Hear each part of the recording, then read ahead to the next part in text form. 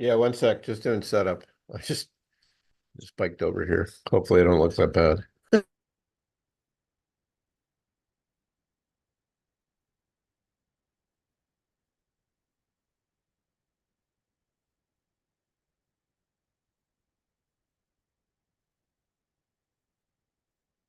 Hi, you couldn't hear me. I'm sorry, I was muted. I just got to Yeah, set up two things. I just set up this is kind of cool actually, a South Asian friend. Uh the Chandrakant, I think his last name is Meshawari. Anyway, he's I think I told you, the third author on our book. And so he showed me AI Companion in Zoom, which is pretty cool for hosts. So just say this meeting, the minutes will be taken by Zoom's AI, which is kind of cool. And then it sends you like a 2-page, or however many page text summary. And then I am recording it on live on YouTube, so I can. okay, I think yeah, you have also shared one like book reference for market risk. I think yeah, Yeah, so the book is, and also I don't know the optimal way to do things. It's possible if nobody else shows up, let's just you and I catch up. But I want to talk about some content so that this can be something on the archive that's useful. I yeah. think it's particularly great to have you because you were not so much you, but some of the other folks um, from the consultancy, I think could have used a book like the textbook we're writing. So either in the financial engineering program or, as reference for after that. Because I think model risk is a topic that's not really covered. It's not really covered in master's programs. If you also saw, I said something about the Feynman lectures and uh, how I would essentially think there should be financial engineering or mathematical finance lectures that could be on your bookshelf that you could refer to so that you could get more kind of more into things than what a textbook can do. So I'm feeling a little constrained with the textbook, but it's almost 300 pages long now. So Chandrakant is really good. He's really good in particularly in AI. He works in anti-money laundering models and fraud models and things. And so he just wrote a big part of the book on neural networks, kind of the good, the bad, and the ugly. What does a neural network model look like if it's bad? How do you test a poor quality model, which is, I think, pretty good practical experience. And then Martin Goldberg, because the more senior author like me is similar profile, I guess, similar profile, not South Asian, but Jewish. So I think that counts. And PhD in chemistry instead of physics, and a lot of experience at places like S&P and Bloomberg. He kind of mentored me into model risk to begin with in 2011, when the Fed Okay, came with this guidance. So yeah, so he's a great guy. Um, yeah, and the other update is that if you hadn't seen, I'm thinking, since I left Jefferies, I've applied for jobs, but I've also been putting a lot of time into the textbook. So yeah, now, yeah. I see. I see. I think you're writing a book with three to two other authors. right, that's what I'm saying. This guy Meshawari, Chandrakant Meshawari, and Martin Goldberg and I, yeah, and we're all based in the U.S. Obviously, Chandrakant is from India to begin with, but and so the idea is to produce a textbook for model risk that appears to be the first, at least in English. Uh, and then kind of maybe make that viral. I don't know whether I can make it really a career out of royalties from a textbook, but at least maybe to establish more of my reputation. That was sort of the feeling leaving Jefferies, that I have a fair amount of ideas and I want to put them down. I'm not going to die next year, I hope. But if you've accumulated these ideas over, well, since 2011, and maybe some insights from before that, that you should put them down. Martin also feels that too. He's also in his 60s and sort of like this is going to be our big opportunity to publish anything in our lives. It's kind of, and then the fact, and it was a little frustrating getting a publisher. We thought about, just self-publishing on Amazon, but I just don't think that, that's not that viable. And then, all these quirky things, like I don't really understand who would own the rights, and it could only be in paperback instead of hard, just if you get a great publisher. So I applied to Wiley, and I think they just lost the manuscript. They just never responded at all.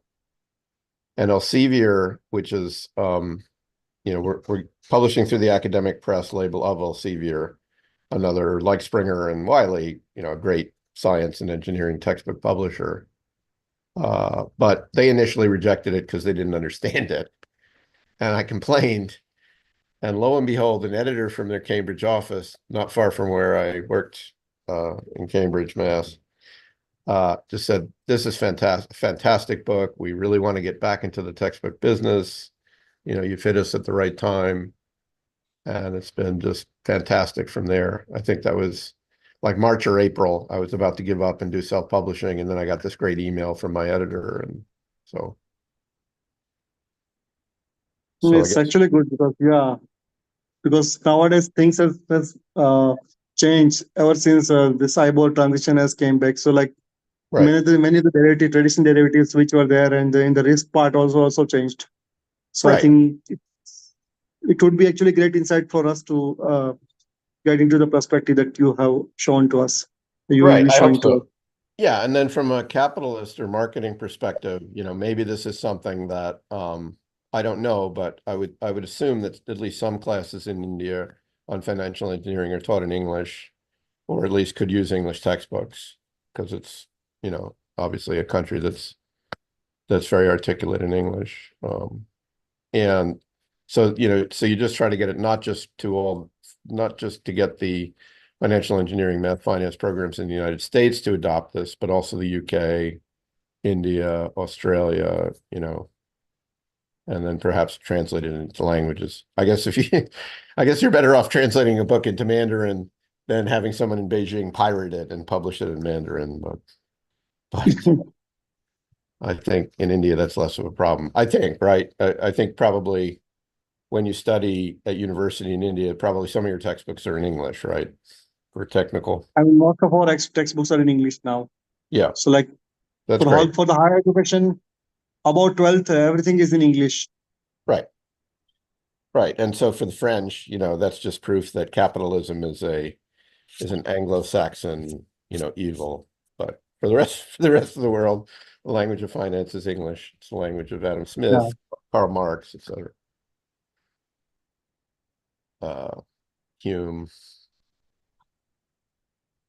Yeah. So then why don't we get into this a little bit? I can show you around the book, and I can put it up Yeah, sure.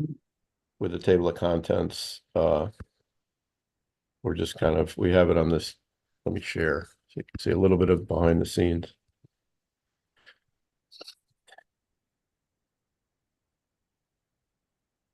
Yeah, I mean, I'm the only one who isn't full employed. So Chandrakant and there's your last message.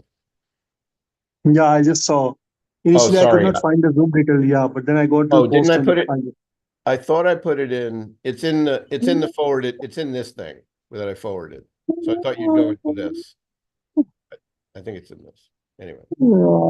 I mean, I could not find it earlier, but then I went to your profile and then could Okay. find All right. it. So sorry about that. Yeah, no worries. And what I did is I started it. I thought 8 a.m. would be pretty good because because I know Mumbai and Hong Kong and London can, in theory, be on a call that's 8 a.m. New York. It's 8 p.m. in Hong Kong.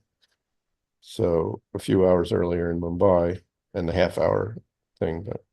But in fact, it's been a small group, but that's fine. I mean, let me give you a personal tour. So here is we just do it on Dropbox. Some of our things are in here. The easiest thing I think is just to to look at the table of contents. Martin is, I would say, more comfortable with stochastic calculus and well, it's like they said at Jefferies, there are pricing models and there are risk models. So I think the stuff that I was working on emphasized VAR, PFE, and so on. So we divided the book up into that. So that's the rough cut. Can you see this or? Make Yeah, it, yeah, I can see. okay. So these are kind of, you know, what is model validation? Although, there's still a little concerned about saving and stuff with Dropbox. Looks like it didn't save something I wrote last night. Anyway, whatever. So the first part, so part two is validation of pricing model. So Martin's focusing on this fixed income, equities, and such things as bonds that you can mark to market. Yeah, And then I think there should be a section. I think this should be the beginning of the second part because now we're talking about market risk, which we okay. talk about first from the standpoint of like the stuff we did at Jefferies, like VAR. And then the second one, we felt we wanted to add something on non-distributional stuff like stress testing, like CCAR, DFAST, and so Yeah, yeah. on. Yeah, so I don't know where I'm going to put it, but I got into a discussion with Peter Barg and this guy Gordon Wu, who's a good manages a bunch of quants in London, I think Barclays. Anyway, so I put something up last night because they did something about they were very interested in mean reversion, but I know from working with you and Jason and everybody that you can't, that some series don't mean revert, and so you have to do so you have to consider stationarity. On the other hand, the ADF test, which at least was used widely at Jefferies, assumes mean reversion.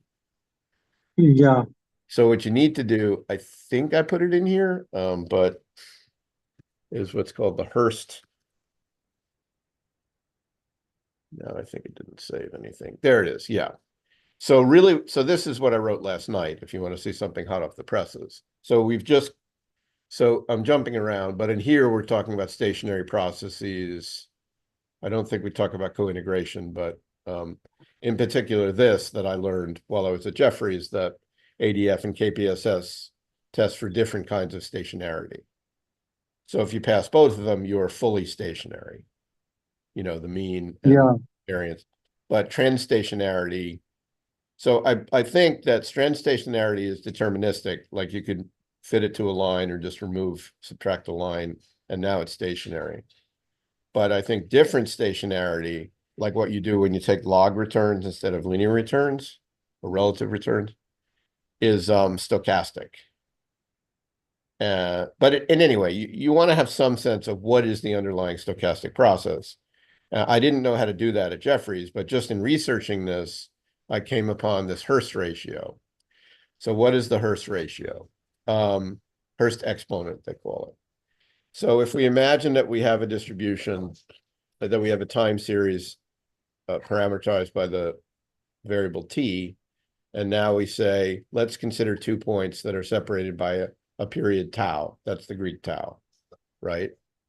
yeah, So this could be like logs of stock prices, for instance. Well, it says log, so it could be stock prices, so take the log of that. And so the variance is going to be to first order a power of the period. So what's the power of that period? The lag, the interval. So let's represent it. Hurst represented not as a single letter, but as 2 times a single letter, 2 times h. And I think he did that because for geometric Brownian motion, the exponent would be 1. The similar, you know, variance goes like t. So square root of variance or standard deviation goes like square root of t. You know, very familiar result. But he chose to present it as that's 2h. So then his value of h of 0.5 means Brownian motion. So not that complicated, just a convention. On the other hand, once you have that h, you can go a lot of cool places. I'll get to this table in a minute, but if you know the great French Jewish mathematician Bernard Mandelbrot studied fractal dimensions, fractals.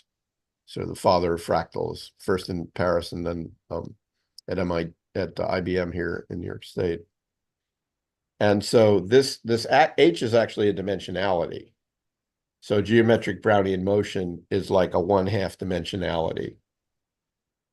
And you see that sometimes in ARIMA models, right?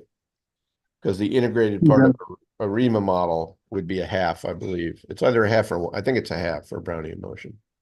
Anyway, but forget about the Mandelbrot thing. The reason it's a funny name, because I heard it when I was first a kid, and then I saw him at Princeton. Mandelbrot is a very common Jewish food. It means like the biscotti that you get at Starbucks, at least in the US. It's got almonds and it's a hard cookie. So that's what his name is. Okay. So when you see Mandelbrot, that's like, I mean, my grandmother made Mandelbrot. Your grandmother might have made Indian sweets. My grandmother made Mandelbrot. So to see someone named after a cookie, I mean, that was funny. He's a brilliant guy. You know, he's great, gave a great talk at Princeton. Actually, did I tell you the story? Because that's one of my favorite stories. He says, often I need to explain fractals to European audiences, right? So I want to give them something that they can, tangible, that they can understand, particularly if they're not professional. So he said, everybody is familiar with maps of Europe. So then consider a map of the Iberian Peninsula, which has two countries, right? Spain, the larger one, and Portugal, the smaller one. So everybody nods. Okay, that's pretty understandable. What does this have to do with fractal dimension? So then he says, do this. Go to Lisbon, the capital of Portugal. Go to Barcelona, not the Washington of Spain, but that's kind of the New York City of Spain, and the business capital and most populous, et cetera. So buy a Barcelona map of the Iberian Peninsula, and then buy a Lisbon map of the Iberian Peninsula. Now take a piece of string and measure the Portuguese coastline as best you can with a piece of string. So everybody nods. Okay, you may be getting interesting. Then he says, you will always find that the Portuguese piece of string is longer than the Spanish piece of string. Okay, so that's it in a nutshell. So then he goes into, well, why is that? Well, Portugal's the smaller country, so it shows more detail. And what does more detail mean? Detail means representing the coast as a fractal.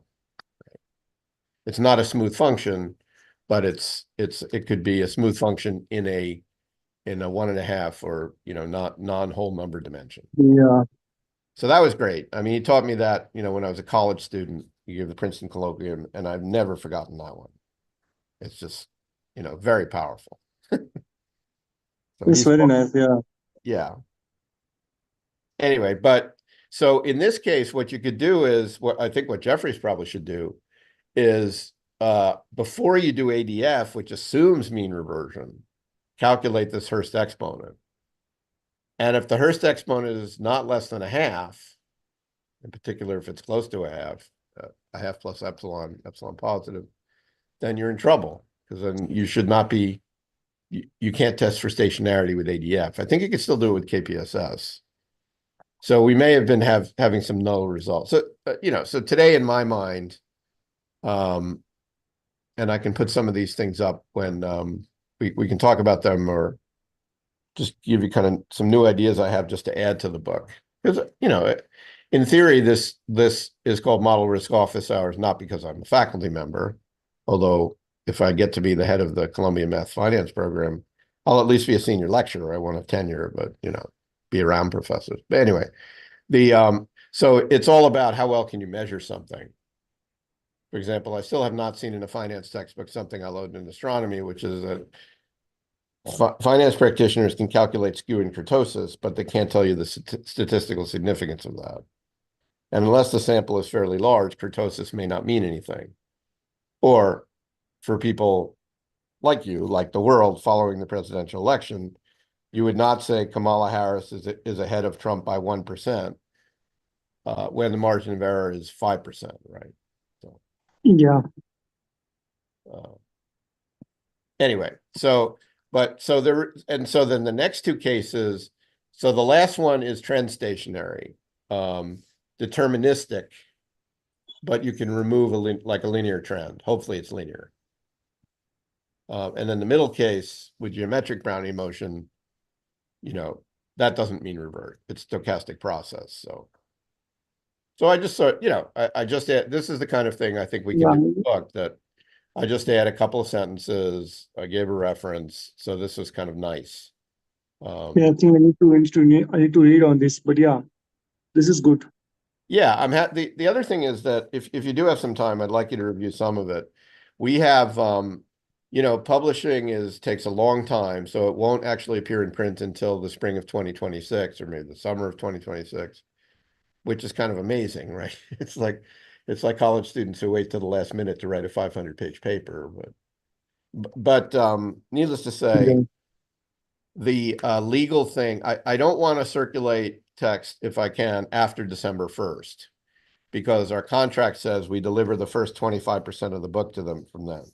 Now, who decides what's 25% and what's not? But, you know, and since you haven't written the other 75%, it's random anyway, you know, so 25% of what, right? Unless you Yeah. write the whole book by then and then you get to the quarter, but of course you haven't if it's not coming out for a year and a half.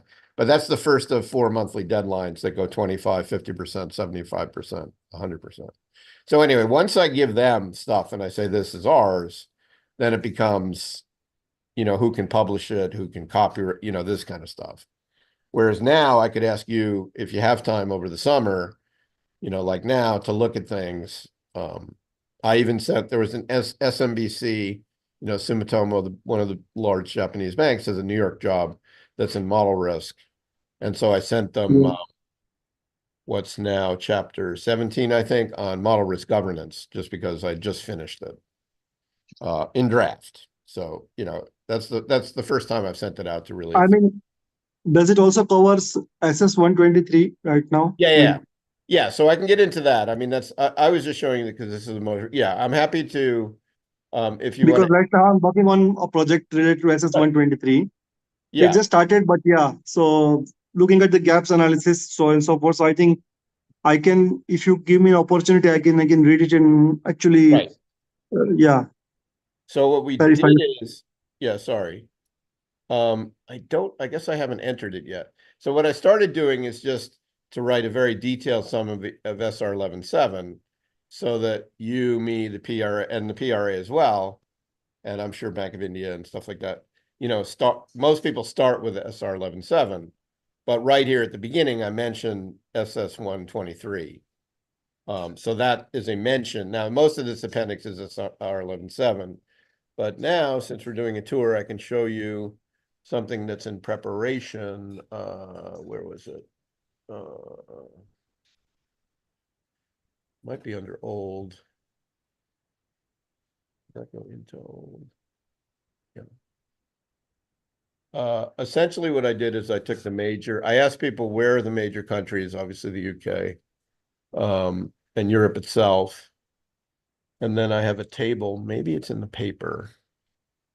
In fact, maybe it's in this section. Anyway, what I did was I took, I think I can remember the countries and regions. So the European region and then all the rest are countries. Like what is their spec on model risk? So Europe and Germany, the BaFin, you know, Germany being the biggest economy in Europe and also Yeah. writing very well in English because English, as you know, German and English are from the same part of the, I mean, everything is part of Sanskrit and because everything is Indo-European, but we won't go there. So anyway, the Germans write very well in English and the BaFin's got a lot of great documents. I didn't find anything completely equivalent to SR 11.7, just like I didn't for the ECB. I'll try to find this. Let's see. Is it called summary something? I might have, you know, I might have put it in my personal, well, but just to finish the thought. So the, bad large, I think it'd be Excel, right? I mean, SS 123 is quite comprehensive compared to SR 11.7, It is. but it, Yeah, exactly. I agree. But so that's why the purpose of the spreadsheet is to have the first column say be SR 11.7, to have a list of topics on the left, right? And then show how they're covered first in SR 11.7, then in SS 123, then by the European Central Bank, then by BaFin, the German regulator. And I asked about other ones, and people mentioned Canada, Japan, obviously, and then UAE. So part of the reason to put this in this time zone is because Abu Dhabi's, you know, it's evening in Abu Dhabi just as it's evening in Mumbai. And you start, you know, that was part of it. It's like, well, you're scheduling this in the middle of my day in Europe or in the Middle East. Fine, I'll do it in the evening. Then nobody shows up anyway. So, but that's fine. I don't mind kind of one-on-one. My kid actually, when he went to high school, he ended up doing one-on-one high school classes, and he really did well. And he's starting college in like 3 weeks Mm. in But Boston. I think the many people might not have find the Zoom ID possibly. Sure. Yeah, I have it in the announce. I don't exactly know how to consume this. Like I put that anyway, let me just look in the document itself. If I look for maybe UAE, I can find it. 300-page documents or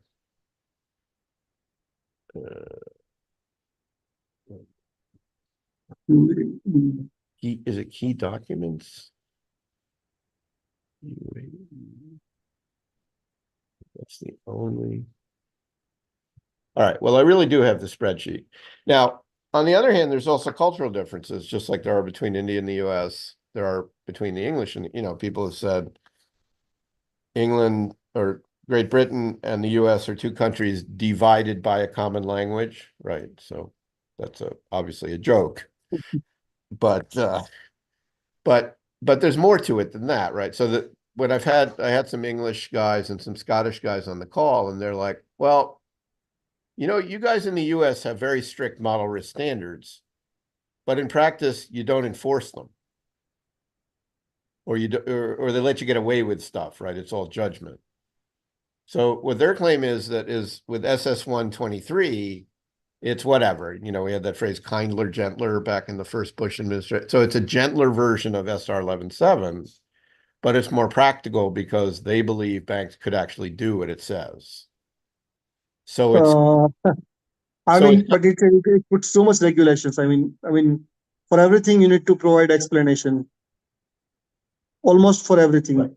right. I mean, I have the spreadsheet. I'll send it to you when we go off. I mean, I'm just sort of like I don't think there's anything in there for anything besides PRA and US. But if you like, we can make some sweeping generalizations about English culture and say that this is kind of, model risk for gentlemen, for lords and ladies, right? Whereas in the US, it's model risk for everybody, and the Fed is the police. So, or it's the police here who have guns versus, I think for a long time, the London police did not carry guns, which Americans just couldn't understand. How can you go after a criminal without a gun, right?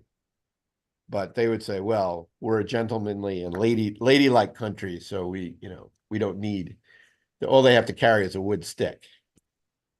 Yeah, wood baton.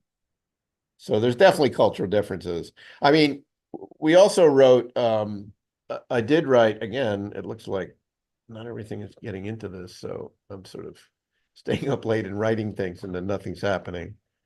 I think it was the end of chapter 2. I hope I have a copy of it somewhere. Oh, yeah, I did write it. Okay. So then Martin wrote a paper, why we tend to be unprepared here, let me move this down, for the next inevitable disaster, right? Now, he didn't write it specifically. So this is my co-author. So it's Meshwari, Goldberg, Tractor. And so Goldberg 2020 is that even if we know that we've been warned about model risk, we don't do anything about it, or we don't take adequate enough things about it, right?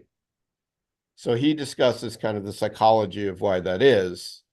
And he presented about 10 points. I got 3 of them, but the one that we're talking about right now, which is practical value, is what I call the penguin syndrome. I don't know if you watched Antarctic penguins, but I found a BBC video with what I've heard about but never seen. It's like all these baby penguins, they've never been in the water, right? Like 10,000 baby penguins on the edge of a cliff in Antarctica, which is 50 feet or, whatever, 15 meters or so high. And you have the penguins on the edge of this 15-meter cliff, and none of them is going in the water. So that's like you're managing your traders and your model developers, and you tell them that they need to do something, but they don't want to do it. They don't want to jump into managing their models. So do you know what happens in that situation? Because I mean, here we go. On the edge of the circle of seawater in the Antarctic ice, I guess it's Antarctic. There are a few English words that I just Arctic. Yes. Okay. So basically they just push each other until one falls in. One falls 15 meters. And that's exactly what happens in this video. I mean, you know, and then two go in and then four go and so on. But, you know, like who is going to be that first person who says model risk is important, right? And take it seriously, because at the other side of things, at least in the US, it's like, you know, like the adoption of seatbelts, right? Like now everybody wears a seatbelt and there are laws about it, but in the 60s and 70s, nobody wore seatbelts. And if you wore a seatbelt, you would get teased. Why are you wearing a seatbelt? You know, this is a big, heavy car. Nothing's going to happen to you. Yeah, except you could get your head smashed into the windshield and get brain damage, but no, you know, nothing besides that. So it's adoption. I guess I'm saying that right here, the last, maybe in fact, few, if any, will adopt change. Every user waiting for everyone else to be the first to do it, right? Right. So we'd like to teach junior FEs, be they in programs or, you know, degree programs or not, that there's human nature here. I just decided to call it penguin syndrome. He was more articulate. His other 2 points are less what we were talking about, but I think this is interesting. I first picked this up, you know, my first times in model risk, that people, especially like in the finance areas, they don't understand nonlinearities. So like they'll always assume in this example, it's swaption vols, that a 10% error underestimate, let's say in swaption vols, will lead to a 10% and only a 10% underestimate of prices. So there's, you know, there's no idea that there could be nonlinearities, especially exponential ones. Like, would that be true for Muniswaption? No, because you have, you know, a term structure of swaption vols. So Yeah. that's one thing that I thought was a great point of his. I just kind of reword it. He hasn't seen this, but I think he'll like it. And then this was kind of interesting, especially because of stuff I worked on at Morgan Stanley. You know, in the early days of VAR, well, remember I said this to you, I think a million times, that there are ways to say that we are in a regime that is not the same as past regimes, and therefore we're being penalized. We're calculating VAR incorrectly by going back 5-10 years. That we should make it a shorter time interval, and then we would not have the different regimes.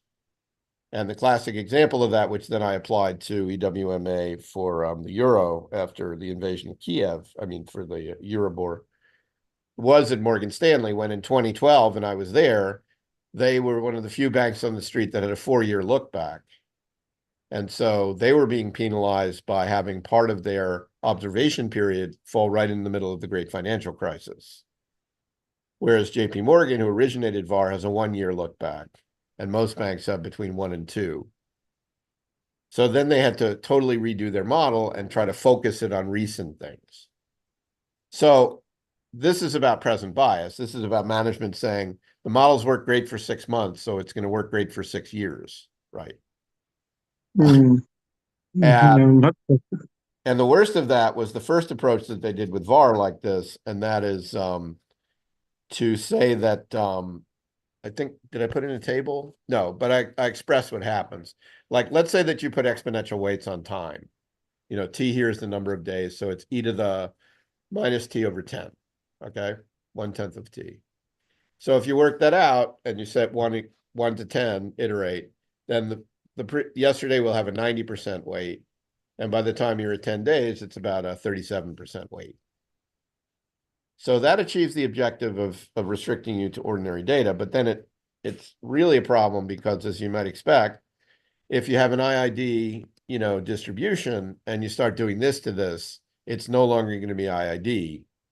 So everything that you would want to say about VAR being a statistical measure is going to be bullshit. You know, you don't have the real loss distribution. You're better off just representing everything back 250 days with the same weight.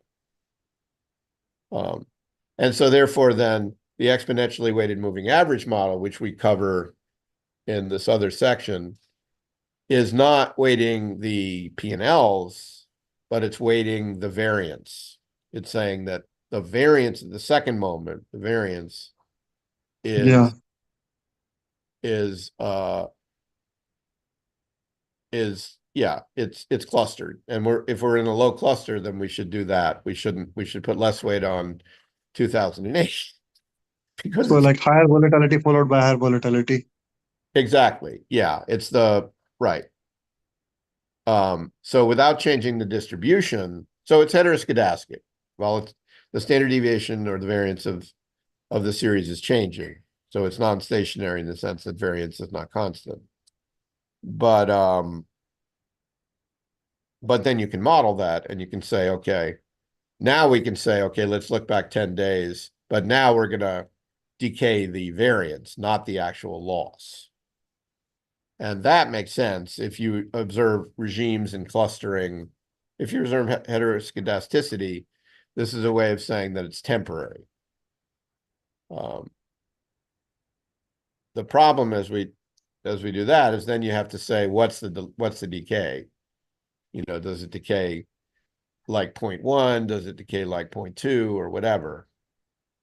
And there's no way that you can tell that. I think I told you some of this before. At Morgan Stanley, I was asked to model risk manage and validate their new VAR model, which used this. And so they came up with essentially 0.01 in this notation, or they would say 1 minus that. So 0.99 is equivalent to a 1% per day decay. And then you say, well, why 0.99? Why not 0.97, or other 1 minus x's. So x could be not just 0.01. What about 0.02? What about 0.03? What about 0.1 like I have here? And they looked me straight in the face and said, we're doing it because Goldman does it. So that's like the first mathematical proof I've ever seen that's proved by, over the shoulder of Goldman Sachs. And the answer is there is no real way to do it. I mean, you do it like any other VAR model. You probably do better at back testing if you model the variance. Remember, that was the problem that I was addressing at Jefferies, that Euribor, all the Euribor VARs broke after Russia invaded Ukraine. And so we would argue that was a local increase in volatility. So it's sort of the opposite of the look back to 2008. And there we would say, let's do it in such a way that we can pick up variance or vols before Feb 2022. And when you do that, I never quite proved it, but it's like some great theorists, I don't really need to see the proof. Einstein said he never really needed to see experimental proof. He knew he was right. So I know I'm right, but I could never do a large scale test there, and I could never get anyone to code it up because, well, I guess the programmers are like the penguins. Right? Nobody's going to touch it. Yeah. But so yeah, so that was, but yeah, let's see. But let me see, because we do spend a lot of time talking about credit risk. We talk about portfolio risk. We talk about regulatory risk, but that's in terms of what I showed you before, CCAR, and then in terms of capital. Like what's interesting about this, I thought, is that, like now we talk about risk-weighted assets. That's the way Basel works, right? But it turns out if you look at US history, that capital requirements were originally, they were just looking at the bank's deposits. Sorry, that for a long time they focused on just the deposits and not on the liabilities and not asset liability management. So, this is why you get a Silicon Valley Bank, because people don't think about their liabilities as well as their, the deposits are liabilities. So yeah, they were focused initially on liabilities, then that morphed into Basel standards on not risk-weighted liabilities, but risk-weighted assets. And your assets are your mortgages, and so on, or maybe you buy treasuries. Anyway, the focus now clearly is capital to asset, not capital to liability. But I think it's worth understanding some of this. So I talk about Basel, more Basel here and more CCAR. And I guess this is an overview. Okay, so this is an example where I have to see how much of this we eventually put in the other section, because I thought we covered CCAR.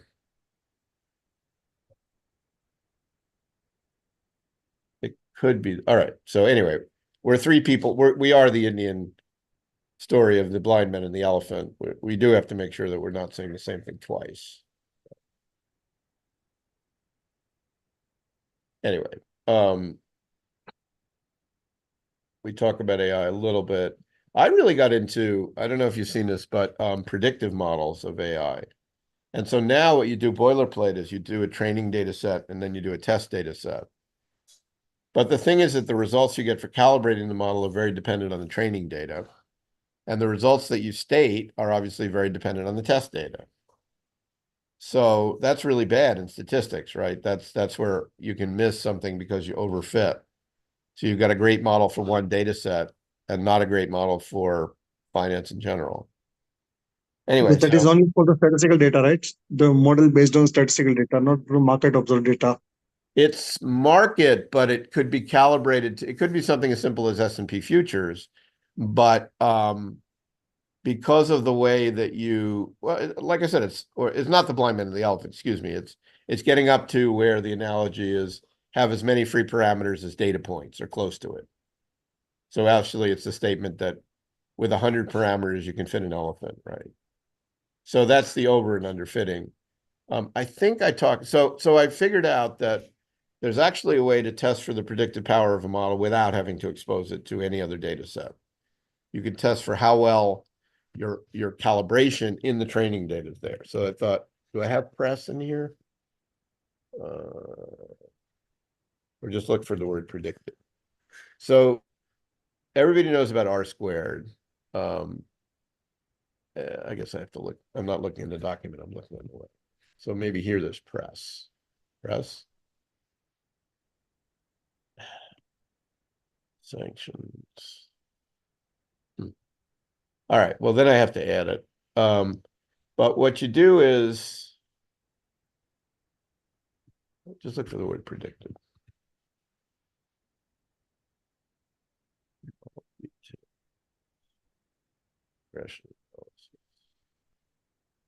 Over and under fitting, maybe. Anyway, so everybody knows to calculate sum of squares. But this is kind of a different, yeah. So I put it in a problem, but I really wanted to say something about it. So what you do is, I think you're familiar with ordinary linear regression, ordinary least squares, linear regression, where there can be outliers and so on. But besides outliers, there's also the idea of, when you look at the residuals between the fit Y values and the input Y values, okay? So those are your Y, your vertical residuals. And you will see that in some cases, there's some big deviation between what the model predicts and what you have, okay? And so those are called your pain points or your leverage points, because the model, the poorly fit points are the ones that kind of determine the overall fit of the model. Right. So here's what you do. You do it in a kind of marginal way. I can't believe, anyway, I have this. Martin's doing the same thing I'm doing. We're taking posts that we put in, the power of whatever, and from LinkedIn, and we're going to put them in here. So this will be in here. So it's a very simple exercise. Let's say that you have n data points. So now remove the first data point. So now you have n minus 1 data points, right? One fewer degree of freedom. And now do the fit. Okay. And then take the second one out. So it's as they say in probability and statistics, it's you are sampling with replacement. You take one member of the series out. So you fit, I guess it's is it n minus 1 times by successfully removing just 1 point. Okay. And if you do that, that's what's called the predicted residual sum of squares, or PRESS. Right. Just like we do it for the variance and all, we just we remove we reduce sample size by n minus 1 by 1 point. Well, that's true, but in this case, the R squared that you calculate is for the sum of squares. It's not marginal like this. It's for all of n. So when you Yeah. calculate R squared, if you look at it, it's essentially one minus, it's the normalized value of one minus the normalized residual sum of squares. Yeah. In this case, you replace that with the predicted residual sum of squares. And that tells you, so in the first instance, R squared tells you how well the model works in sample in explaining your data. In the press case, it shows you how well you could predict a new observation. And of course, in models in finance, the prediction is the big thing. So it seems to me this is something that's not understand in AI or even in any linear model. That if you just keep telling me how well you fit the data from 50 years ago, and you're not telling me anything about how well you can fit tomorrow's data, then what have you really told me? You haven't, and furthermore, when there are AI models that have overfitting, I think it's pretty easy to see that the predicted residual sum of squares goes down because the model is not as good a predictor if you have too many parameters, right? It's also true if you have too few parameters. But, nobody's saying this in the AI community. They're all basically just saying you tell how well it's predicted by training on 70% of the data and then testing on 30%. This is that's just too vague. Nobody agrees on how much should be split percentage between training and not. Obviously they have to be normalized, but whereas this is just saying, let's draw a circle around the training data and let's find out how well it explains and how well it predicts. And then we can apply it to any test data that we want. So this is one of the, I think, most important concepts that I learned from this process. It's also what's confusing is like there is no simple R routine to calculate predicted R squared. Although, as you can tell from what I'm telling you, whether it's with linear algebra or whatever, this is just arithmetic to do this, right? You just take one out, refit it, take one out, refit it. The reason you do it with matrices is because it's a lot more elegant. It's a lot less subject to error, but it's still basically, so it uses the so-called hat matrix, if you're familiar with that. But it's, at its core, it's just doing linear regression on n-1 points, n-1 times. Anyway, so, but there's nothing in R that can do it. There's nothing in Python, pre-written that can do this. So it doesn't seem like people have really grasped it. This is an important thing. Minitab, which is a stat system that I don't know who uses that. That apparently has a predicted residual sum. Minitab, I heard this. If It's you for use, SPSS. yeah, I think my mom used it back in the 60s for psychology work. I mean, nobody has Minitab, but so I wrote some routines. I mean, I wrote, I think part of this is just also the understanding in a place like Jefferies, you're a consultant, you come in and you may have to write some Python code to do a statistical test like this. So we are making Python code available on an FTP site. So, it's not that, I mean, you can Google how to do predicted residual sum of squares. It's like 10 lines in Python. You just have to understand the linear algebra. Yeah. So it's, if you know the matrix representation of least squares, then it's easy. It's all the hat matrix, which is the one that has the relation between the Y values of the observed and the Y values of the model. So once you have that matrix, you just difference two columns and then, square them and sum them, right? It's really very easy, but nobody does it. So yeah, so that's why, I don't know who wrote this, but yeah, repeatability is a real problem in the AI models because if you change the training set, right? Even if you're just doing a model on S&P futures, what happens tomorrow when one data point drops off and another one comes in? If you have a fixed time, interval, or if you don't have fixed, if you just add another observation, and it's particularly if it's overfit, then you're going to get a different model. And not even to mention, I think I talk about it here, but the rich topic of how do you calculate something like delta in an AI model, sensitivities, right? Like, what do you actually perturb, right? Because in an ordinary model, like Black-Scholes, you could just say, okay, well, if I move the price by this, and I know how to calculate a Black-Scholes delta in closed form for a European option, but for something else, I could do a finite difference, or that's what numerics does. Just move all the prices by a penny and see, what the difference in price is. Yeah, but there's two sets of data in AI. So which model do you use, right? To begin with, it's a problem with Black-Scholes because people will do that like in numerics, but they won't refit the model after they perturb it. So that's questionable. But here it's what's the order, right? First of all, do you perturb the training data or the test data, in sample, out of sample? Second, which model do you use? Do you use the model that you first fit to the training data, or do you use the model that you got from the test, so on and so forth. So, I put it in the table just because it was too confusing. But so meaning in my language, the training is the one that you build the model on, and the test data is the one that you then run the model on. So training data is in sample, test data is, by construction out of sample. So like, which of these four do you do? And nobody can tell me what you do. And regardless, even if you do the sensitivity from what I just said a minute ago, that the results are not going to be repeatable tomorrow, then what does delta really mean? Delta only works for today.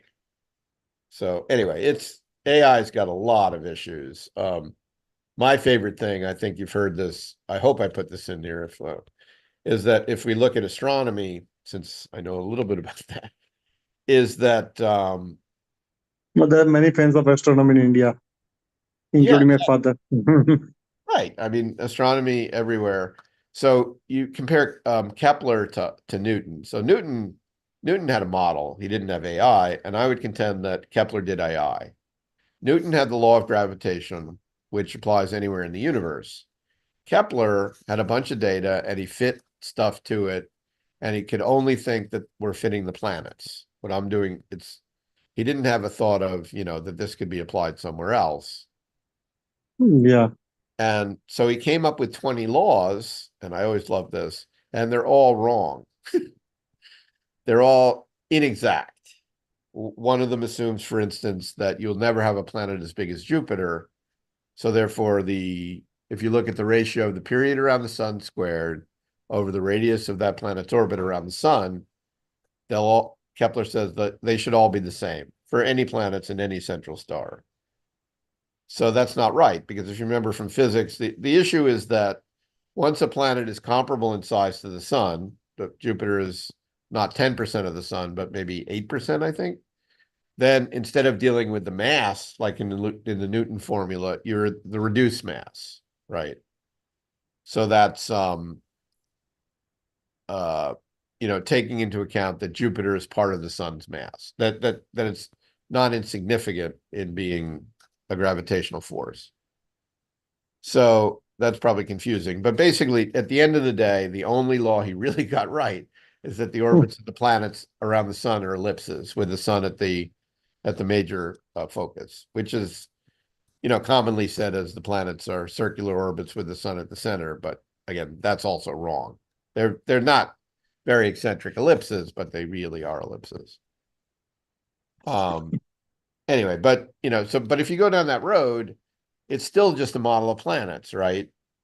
And Newton comes along and says, he says, the moon goes around the Earth. So I understand that from Kepler. The moon, I have this idea that there's universal gravitation. So therefore, in some sense, the moon is falling toward the Earth. It doesn't fall directly toward the Earth because I'm a brilliant physicist, and I know that it's in motion and it has angular momentum. Right. So for the same reason, a bicycle doesn't fall over when the wheel is spinning, the moon continues to rotate around the Earth.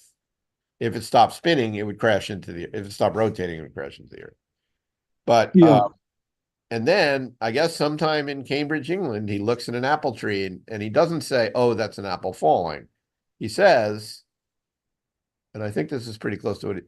He said, "I wonder if the way the moon falls to Earth is the same way that the moon falls to Earth," right? In other words, the apple and the moon could actually obey the same law of gravitation. So that's an incredible insight. Because I once you mean, have that, then anything in the universe, any circular, anything could be then affected by gravitation. And that's why his law is called the universal law of gravitation. It's not called Kepler's law of planets or something. I haven't seen any person in finance who has as deep knowledge of astronomy as you have. So Well, like, there's a lot. Yeah. I saw something that actually the physics connection is stronger than thought. It may not have been at Los Alamos during the Manhattan Project, during the Oppenheimer days, say, but after that, during the Cold War, that they had a real, I'd like to put some of this in the book, but I got into a dead end. So, if you know anybody, so it's more like about that model validation as far as being a separate but internal group is something that may have come out of Los Alamos during the Cold War, because the calculations that they were doing were about bombs, right? And you can't go to the academic community and say, here's a paper about, how to blow up a small village. Can you guys do a peer review study, and we'll publish this, right? Because it's confidential. So instead, they had to have a separate model validation department, in the same way that banks models are probably all the same, but they still feel that they have secret sauce, so that they have to have their own internal model validation department, because they're not going to put it in Journal of Finance, right? And have peers review it. So there's a stronger connection than we think. Of course, the other one is the big superconducting collider that was going to be the big atom smasher in Texas ran out of money in the 80s. And so all those physicists went to Wall Street. So there's a lot of theories about, but I think that the guys at the New York Fed who wrote SR 11.7, and the ones at the OCC, who also had a very important role in the early 2000s with this, they were in some sense working with the history of physics, the history of Los Alamos. So American physics. But anyway, let's see, this is logistic regression. one point that I could just like think of is like, what would be the cost of all these regulations on banks? So will it Right. impact their overall business? Like, if you see the SS 123, if it is implemented fully, it would require many. It would be more like, moving an entire house from one place to another. So any change in model will again, uh, required to make changes in all the documents, sort of thing. Right. Before we do that, just, I'll get into that in a minute, because I would say there's also the cost of non-compliance, right? So it's a trade-off. It's an economic choice. If you are Lehman Brothers, and I visited once, and they had a different a different view of the yield curve or the forward curve of every fixed income desk, so that you could arbitrage one desk against the other. And, they chose not to give me a role in fixed income there. But do you really want to be in an institution where the swaps desk, the 1-year swap desk could arb against the futures desk? I don't think so. So you have to have some sort of structure. Anyway, if you want to be scared, so this is what Chandrakant, this is his command of things like, natural language processing and all the rest of the neural networks. So I don't know what this means, but I'm going to try to understand this. So this is his section that he wrote on, how you essentially, what's the science of a bad model versus a good model within the context of neural networks. He worked for Martin. I was mentored by Martin. So a lot of the book you would explain it to my girlfriend, is actually about Martin as being a core person.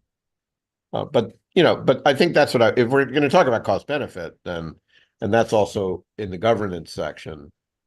That's the one I sent out to Sumitomo, even though it's, still not been reviewed, but let's see, I think it's 15. Yeah. I especially like my starting point. So I'll read this to you, or I'll sum it up. But so the Empire State Building as a model for model governance. So it was built, and it was the world's tallest building, at least when I was a kid. It was so great to be in a city say that's the biggest building in the world.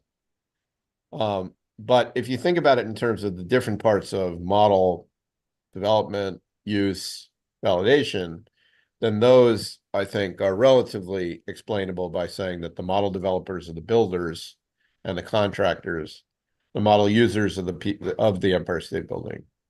The workers are the users, and the build and we validators are the building inspectors and the people who suggest, or updates or that there's problems that they should address. So Yeah. I think the real question is, to what extent is is this a good analogy, and to what extent can we really get all these sheep to do the same thing? So you could also put that in terms of the 3 lines of defense.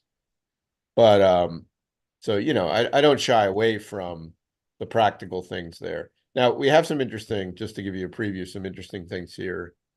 Martin and I have a colleague named, so this is just model inventory. But once you start talking about model inventory, there are a few questions you should ask. So Martin wrote a paper called, my co-author, Much of Model Risk Does Not Come from Any Model. And I think you know this very well, right? That you can do whatever you want with the model, but are people really paying attention and attesting correctly in inventory, for instance? Right. So how do you even know that? You said that a model's restricted. Well, was it ever used for something else? So John Hill is a mutual colleague. John's the first person I ever did model risk for at Morgan Stanley, another physicist, PhD, not Jewish, very, very smart. He also likes jazz a lot. The best thing about working for John was that we were a couple blocks from 2 of the best jazz places in the world. And he would say, hey, you guys want to go listen to jazz after work today? And we would just walk a few blocks, have a drink. It was amazing, but we also talked quite a lot about model theory. So here's John's idea. He has a paper called Does a Model... Oh, okay. I didn't name the paper, but it's called essentially, Does a Model Know Its Own Name?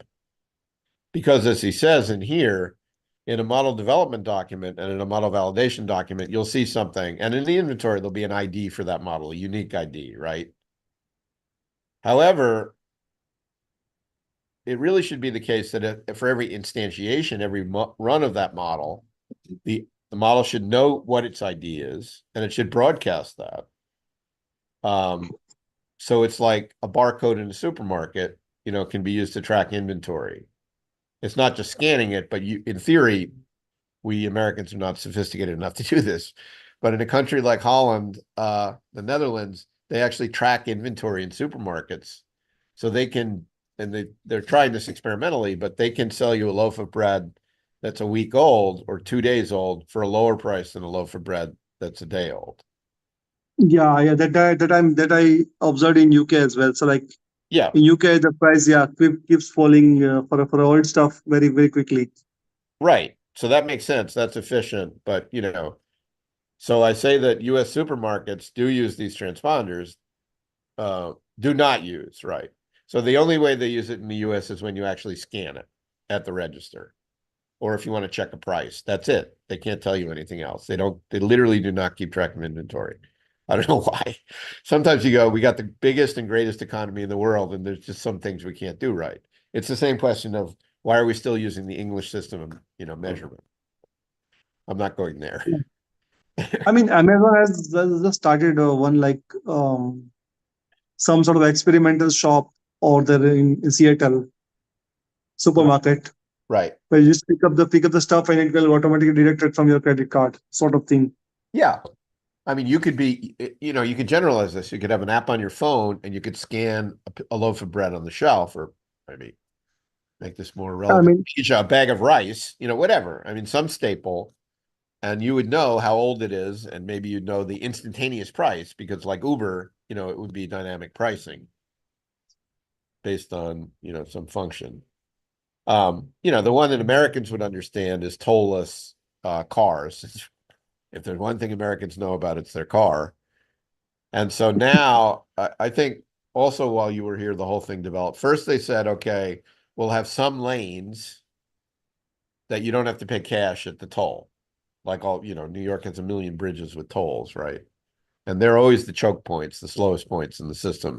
I imagine they are in any country if they're not cashless.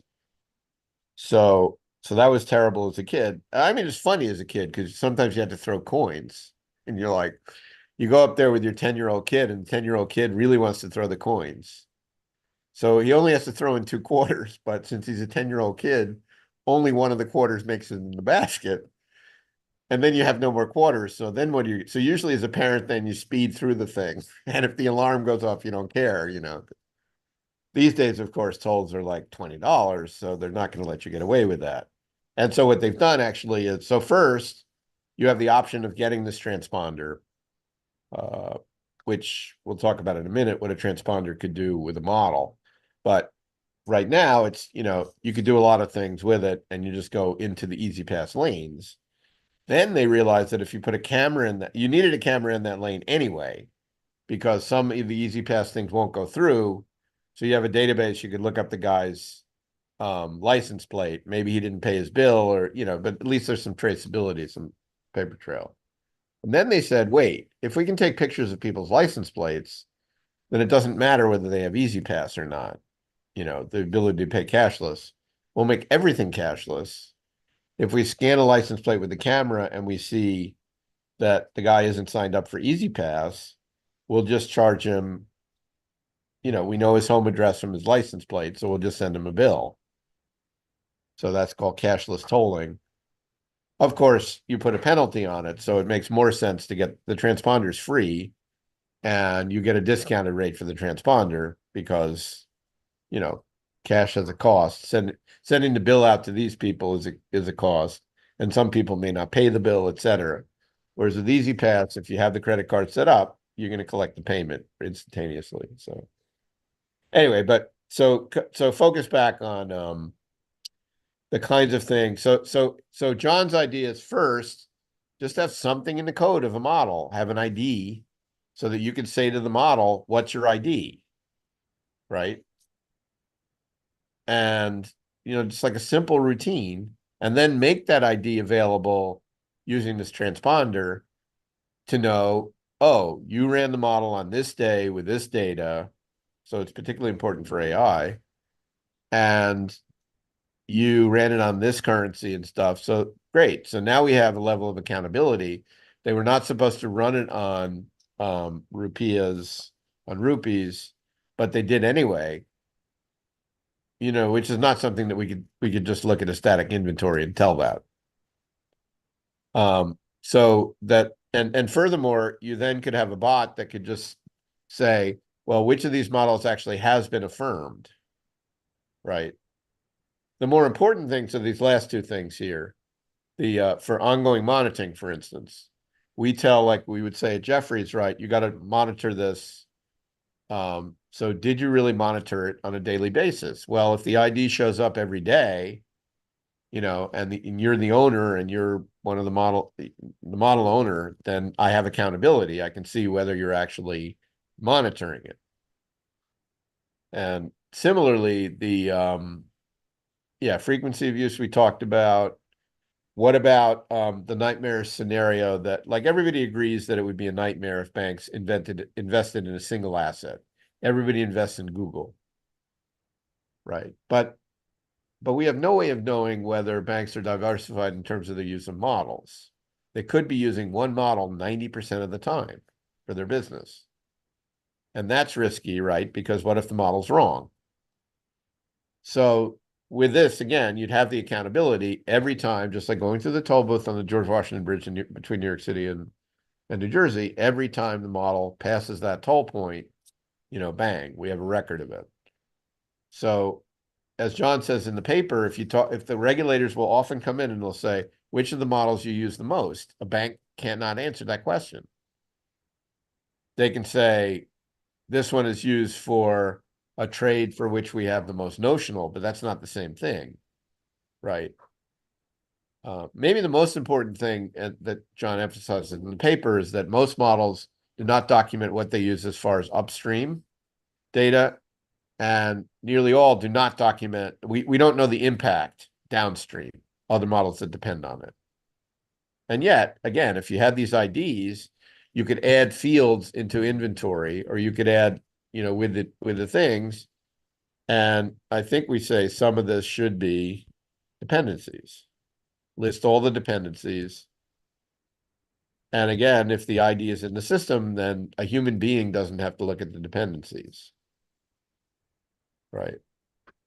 So that I say for a discussion question here, have the student think what really should be broadcast, right? Does it use numerics? Right? Did it have a good last, I say goodness of tit, that's not good. That's an American slang, English language for a woman's breast, so that's not good. Fit. Was stationarity tested for it? So you could have all this. John told me about this. So then I said, does any bank actually use a model ID? He said no. So anyway, but I think we can argue, maybe we can get evangelists, people who are really passionate about the stuff and can do that. So the other stuff, you pretty much would know. That in AI, you have to preserve the data because you won't be able to repeat the model if the data is constantly being updated. What are tools? What are spreadsheets? What are restrictions? And then the roles of internal audit and so on. Even I think I talked about. Right. So, and you remember, this is the kind of thing that I learned at Jefferies, right? You have a initial version of the model development document and the validation document.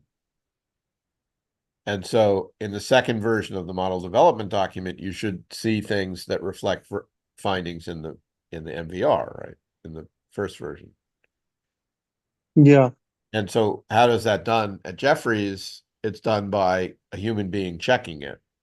But with the IDs, you could automate a lot of that. You could see whether in the interval, let's say 3 to 6 months that you've specified, as we said, you could see whether they're monitoring it. You could also see whether the monitoring is giving a negative result, that the model is drifting or something and needs to be recalibrated, depending on how you did it. And so, and then I talk a little bit about what I learned at Jefferies in terms of how often you have to repeat it. High-risk models should be fixed sooner and checked more thoroughly and so on. But the slippage, the fact that people may not cover it, if you don't have model ID, when I first interviewed with Jason Liu, he said to me, I said, so what do you think about this when you go home at night? He said, I always think that I've missed one aspect of the risk. One. So, we're trying to do that in the book. We're trying to cash out everything in this. The thing that I should let you go. I didn't realize taking up your evening, but I don't know why there's a 6 there. Oh, 15.6. Anyway, yeah, the FDIC actually, I found this document from 2005, and this is how they look at governance. It was also how they look at validation, but so that the FDIC is also looking at your data integrity. They are looking at change control, things that model validators can't really check, that they can basically just look at the model documentation. And conversely, they can't necessarily look at all the policies. I mean, we had, what was the name of that guy who's trying to enforce some of it? But, all right, so I should wrap. But the section that I was writing this morning began first because in one of these meetings, I said, well, what about correlation risk? What about if you have a correlation or covariance matrix, but it's static, right? You're assuming that those changes will never happen. And yet we know that in the great financial crisis, correlations substantially increase. In theory, all the correlations can go to 1. So the question is, sorry, set on my iPhone, sorry. Anyway, so for instance, could you see a correlation matrix sort of drifting? You know, can you do ongoing monitoring of your correlation matrix and see that Uh, something's going to that happen? is difficult. That is difficult. Nowadays, it's like things are moving in a split of second. So like, Right, right. How often do you recalibrate?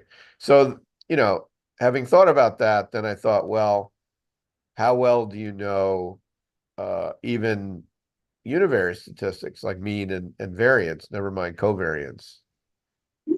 So I do want to write a section on sample error because any statistics, you know, I mean, mean has standard deviation, but standard deviation itself has a sampling error if the sample is not infinite. And I think I said this before, or maybe I said it earlier, but by the time you get to skewing kurtosis, if you have a small sample size, they're not statistically significant. Well, that's like the Kamala Harris being up by 1%. So what is the statistical significance of kurtosis? And so for each of these things, we can show the students it's very simple how to calculate the sample error. Uh, you know, it's the sample error for a terminal normal, what is it called? Asymptotic normal. We don't know the actual distribution, but at least we can, you know, calculate everything on a common barometer of assuming it's normal. Because even though a normal distribution has no kurtosis and no skew, there can still be, for a finite distribution, there's still an error if you would calculate for any distribution, even if it really is underlying normal, if you only have 100 points, say. Anyway, so it turns out that, so I had known this for a while, and I'm definitely going to write this out. Now, just today I was researching it, and I thought, well, maybe there's a standard error of covariance. So that it's not just that we're measuring static covariance, it's that we're static covariance and we have no error bars on it, no limits on it. And then you could even say, is the correlation significant, right? Is the covariance significant if it's not above the standard error in the covariance? So anyway, that seemed like it was worth a page or two. I don't know where to put it. We have something on statistical technique, statistics refresher. Maybe it should go in here. Sloppy statistics, yeah. We try to make this fun. yeah, I think this is good. I think yeah, yeah, but I think that I mean to be very frank, there are very less point of SS 123 here. I Right, mean, right. my suggestions is that you also add, please also add some of the points of SS 123 from Yeah, the governance point of view. I think that would be much helpful. right. I mean, the idea in the spreadsheet, which of course I'll be able to find 30 seconds after we sign off, and I'll send it to you. So I'd like your opinion of that, at least on the maybe the most important thing on that is like the categories that I'm using for comparison, because I'm just making those up or looking at the superset of things that are mentioned by the PRA and the Fed. And then if I'm then looking at UAE and some other ones, you know, I really want to make sure that I've got the major risk category or the major ways in which the PRA might distinguish itself from the Fed, from UAE, from Bank of India, et cetera. So that would be helpful. I would sort of like to send you the whole doc, but maybe what I'll do is I'll send you the table of I contents. mean, my technical capability would be limited for like couple of things, but not all. So Right. I can I would say, probably help you. yeah, Yeah, let me offer, I'll send you the full table of contents. And if you can pick some sections or a whole chapter that you think you might be able to help. Some of these chapters, like yeah, the governance chapter is only 10 pages. yeah, yeah. So there it's 300 pages, but you know, it also has almost 20 chapters. So 15, right, page sort of average size. Um, Yeah. and some of it is just us talking out of our asses, as we say, just to try to make it more entertaining. But Yeah. all right, so I'll send you the table of content. I'll definitely send you the spreadsheet, even though it's working. I'll put draft on both of them. And then yeah, I mean you're welcome to come on. You're welcome to, just as I said when we parted ways at Jeffries, you're welcome to look me up anytime. and ask questions. And I don't sleep very much, so I might actually be up when you're up in India. I mean, normally it is my like normally I wake up till this time, but yeah, Right. post half an hour I cannot say. So yeah, I think yeah, but this is a good stuff. I think once it get refined, probably it would be a much greater book. Thanks. Yep. All right. Well, I probably have to let you, I think, have dinner or at least have some of the evening to yourself. So, I had my dinner, but I normally just started having practice to have dinner early. So like I take it right. around 8 or Right. 8 o'clock or so. Yeah. Yeah. Yeah. So, but yeah. Anyway, thank you, Jonathan, for this wonderful session. And I Sure. think This is really helpful. I'll have minutes and you can watch yourself on YouTube. But I will try to do a better job of getting the Zoom links out there. I think what I can do, I've got Gorilla, whatever it's called, Chimp Mail. Gorilla Chimp, what is it? Anyway, I have something where people can sign up and put their emails in that. And then I could go right from that list and send out, to a specific number of emails, people, here's the link for this week. yeah, that's Because possible. LinkedIn is only, there's so much, they used to, I think some physics, right? The difference between the group velocity is the actual movement of a signal, electromagnetic signal, whereas the phase velocity is more to do with the waves themselves. So the phase velocity can actually, Einstein is still okay if the phase velocity is greater than c, the speed of light.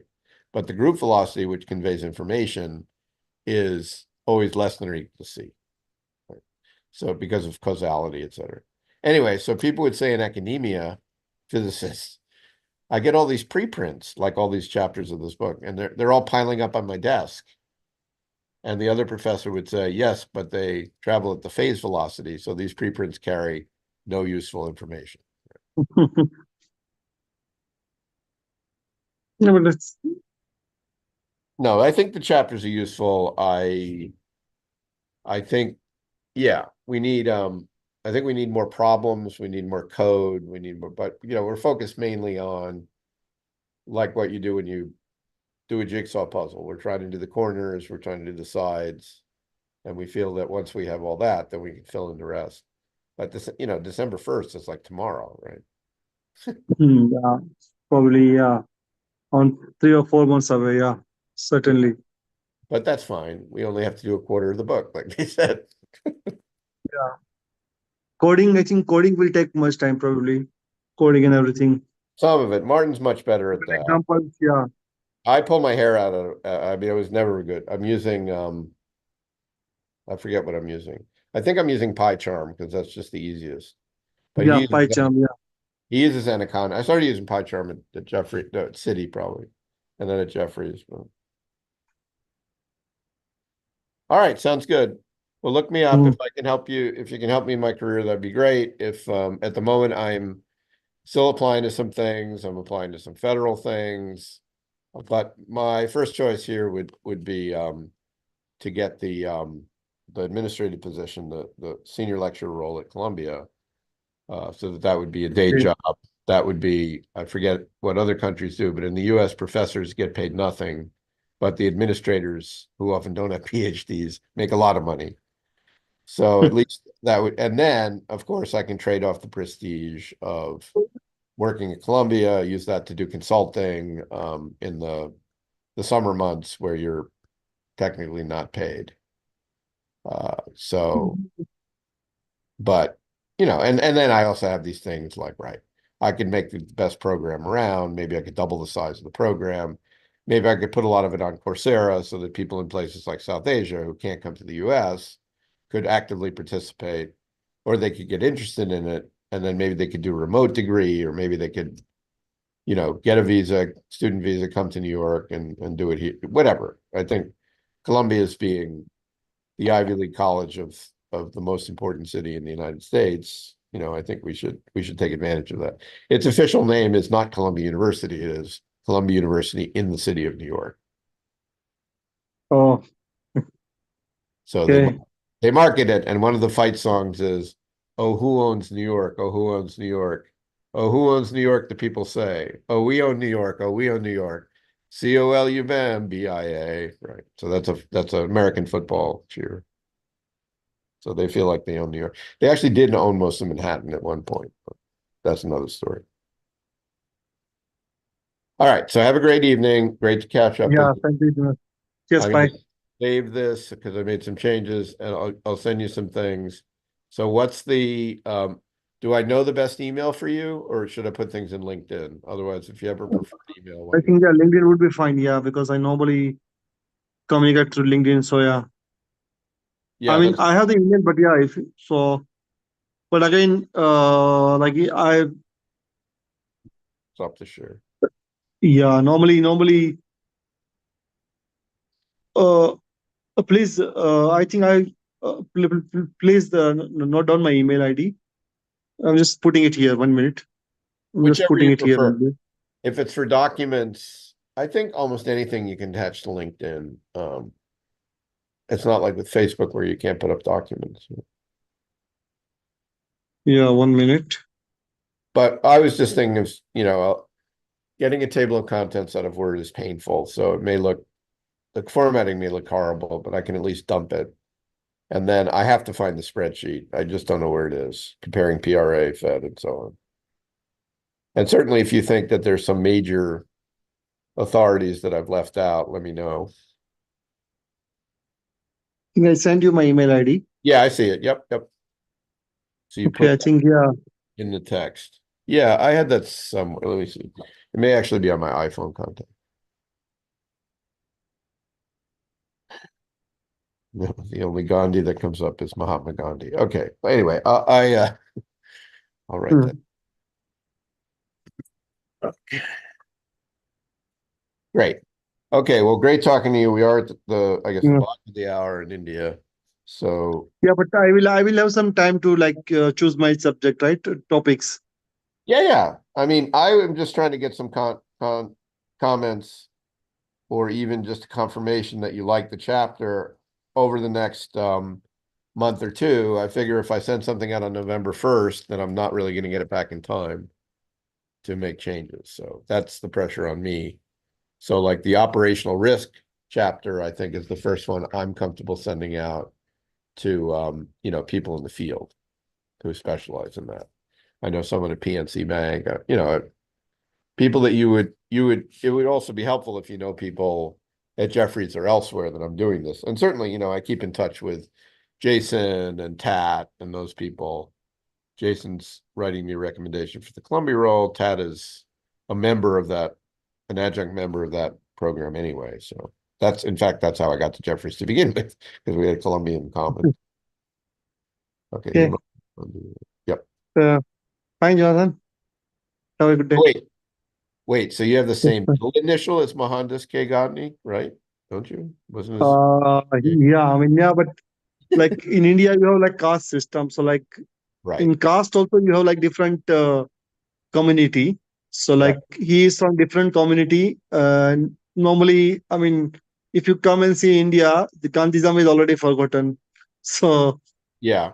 No, I mean, look, he was one of the greatest. I think I reflected with you recently, if I didn't, that when in his time in was it Johannesburg or Cape Town for his law practice, he offered and then taught a Muslim boy, I think the Quran or Muslim ethics, being a Hindi and not being raised in that, he was nevertheless brilliant enough to understand, you know, and to read Arabic to be able to do that. So just a very gifted person. I mean, there was a time that people used to like help each other and like Right. things. Right now, many things are agenda specific. So normally, different people are different agenda. Even like Right. things are very practical nowadays. So like yeah, his principles are still the best to till date, but it is rarely getting practiced and understood by people. Mm, It's very hard. Yeah, it's just like yeah.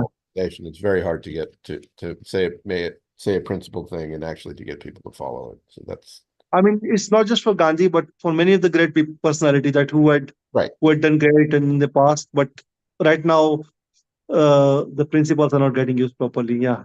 Yeah. I mean, one of his disciples, I think you could safely say, is the Reverend Dr. Martin Luther King Jr. But, and so maybe if Kamala gets elected, then that's kind of a confirmation of his belief that, the famous, I just quoted the end of the famous speech that he gave at the Lincoln Memorial in Washington. He said that essentially that there would be a day when Christians and Jews, blacks and whites, Protestants and Catholics could go together down to the river and sing, and they would be free. They would be free, he says in the words of the Negro Spiritual, free at last, thank God Almighty, I'm free at last. So that's his dream. That really is the dream of the I Have a Dream speech, of harmony, of peace, of freedom, that you're free because people are peace. Yeah. So that and So by the way, you might Trump be is up for yeah. Trump is up for presidency, right? Yeah, right. Most likely. Trump, I think the tide has turned. I think Kamala's on the way up, but it's a stochastic process, and like we said, there's no statistical significance between the two of them then, where a couple of weeks ago Biden was certainly trending down. So things have changed. I don't think that Trump has moved. With Trump usually say he has a high ceiling and a low floor. High floor and a low ceiling. So he really can't get that much more popular. It's just a question of whether the Democrats can become more popular than he is. So it's Kamala's game. It's the South Asians game to win at this point. Yeah, but India, like every fund manager is betting for Trump. Yeah, but their heart, that's their brain. Their heart, if they have an Indian, even mixed race Indian in the White House, that's just astonishing. Yeah. That's very worldly. That's very, and especially someone who's a prosecutor who could then turn around. Trump loses the election, and then he's almost certainly going to prison. Yeah, right, true. And Anyway, to be put in just prison for someone who's South Asian, black, and a woman, all those things that he hates, would just be great revenge. All right. Okay. Yeah. We'll catch Yeah. up.